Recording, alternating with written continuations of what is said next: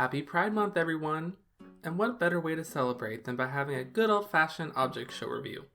So today we're looking at an episode that I honestly never expected to exist. BFDI: TPOT 2. Now, based on the latter half of BFB and TPOT 1, I wasn't really expecting much from this episode, but I have to say, I didn't think it was all that bad. I don't think that it was necessarily great, but I would argue TPOT 2 is probably the best of the extended jacknjellify universe we've gotten since, BFB 12.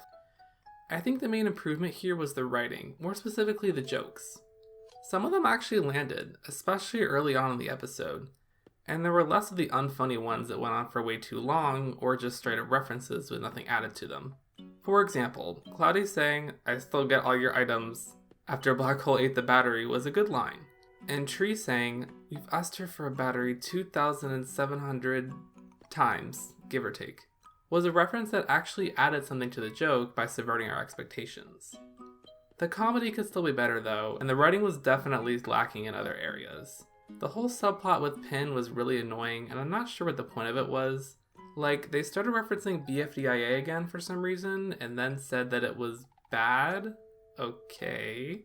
Then Pin tried to rat out her own team for using glue during the challenge because integrity is something she suddenly cares about now? I don't know. The whole thing was just really stupid, and 2 didn't even do anything about it in the end, so I don't know why this even happened. Speaking of 2, I still don't like him. It's mostly the voice. But I'm at least glad some of the contestants humbled him a bit, instead of just constantly swooning over him for the entire episode. Speaking of characters I don't like, Profile made yet another unnecessary cameo, but thankfully his screen time was very limited, as he's only there to introduce Teardrop to the game.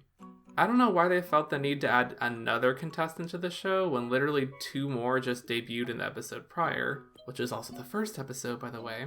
But I mean, they could have picked someone way worse, like Profile, Loser, Gelatin, Leafy, Fiery. Yeah, you get my point. They get their own team to themselves, which is kind of iconic, but it also means that they're never going to lose because, well, that wouldn't be a very exciting elimination, now would it? I still would have preferred someone else to join who didn't make it as far in post-split BFB, or even one of the eliminated contestants from pre-split BFB like Lai, although I think the show has enough contestants as it is. Wasn't that part of the reason for the split anyway? Because there were too many contestants? Though I guess that still doesn't make any sense because you still have the same number of contestants regardless, it's just that you now have to make 2 shows instead of 1, which is actually more work and... Okay, I think I'm getting a bit sidetracked. The challenge was a neat idea, not all that original, but it was okay for what it was. And any challenge with the opportunity for sabotage is always fun. I didn't really know which team was going to lose until that dumb argument between Basketball and Eggy happened, but after that it was pretty obvious. I do think it was kind of convenient that Eggy recovered Teardrop, otherwise the challenge would have been over after they died, but I guess they had that emotional moment in BFB4, so it's okay. Last thing I'll say in terms of writing is that I loved how no one gave an F about Pi being eliminated, including Pi themselves. It was super awkward and anticlimactic, which is very much Pi's character. The voice acting was okay, there were still some characters who were difficult to listen to, like Robot Flower, but on the whole I think it was better than what we were getting in BFB.